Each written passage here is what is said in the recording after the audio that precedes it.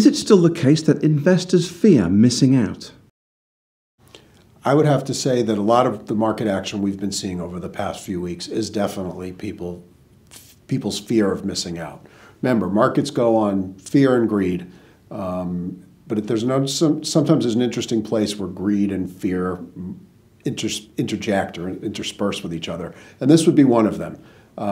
People are definitely acting with the greater emphasis on greed than fear. But if you're an institutional investor, you have to worry about whether you're being left behind. And so, if you see this rip-roaring start to the new calendar year, and you're underinvested, I think there's got to be a lot of pressure on someone who's a performance chaser to get in there, get in the game, and chase profits. I've also had individual investors say, well, I certainly don't want to be missing out. The market goes up every day.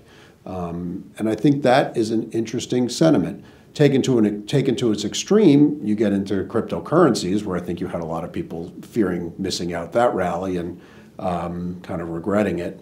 I would say that we're not at that full-blown mania phase in the stock market, as we kind of saw a few weeks ago in cryptocurrencies. But that is definitely an aspect of the market's recent performance. And it's not as irrational as it sounds. Again, think about if you're managing a large institutional portfolio, you don't want to be going into your plan sponsors or your bosses or whomever you have to report to and say that, well, I've largely been in cash because I don't believe this rally.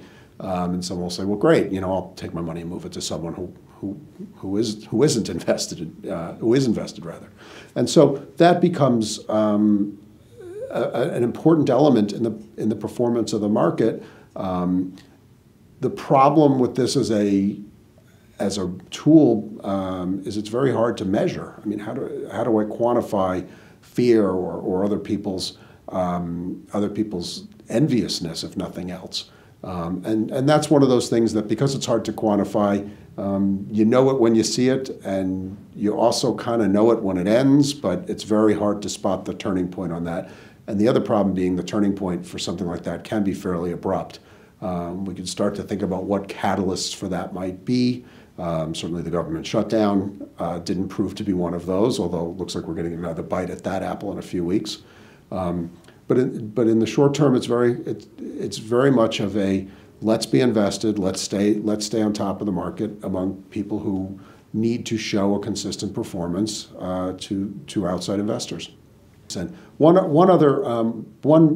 of quantifying this, however, is looking at the amount of cash that's available. And one of the mantras you hear all the time is, oh, there's cash on the sidelines, there's cash on the sidelines, there's cash on the sidelines. There's always cash on the sidelines. Nobody's, no institution, no brokerage firm will ever see, a net debit account from their customers. But we have seen some, I can think of at least two brokerage firms reporting that they're seeing some of the lowest cash levels they've seen in a long time in their customer balances. So you do have to wonder how much dry powder is left. And that's not necessarily an apples to apples comparison, because I think the fear of missing out is probably greater among institutions, although there are some ways to measure mutual fund cash levels, and those are also on the low side.